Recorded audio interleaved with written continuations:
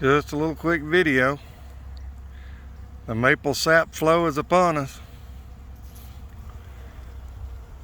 If you got maple trees that woodpeckers have ringed, or they've got cracks in their, as you can see there, cracks in their bark.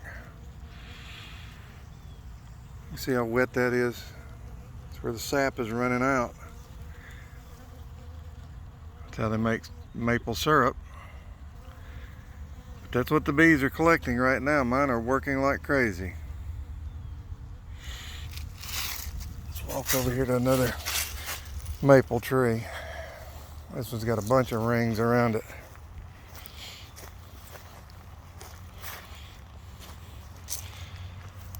There's a few bees working it, not many. Thanks for watching, Woolly Bees.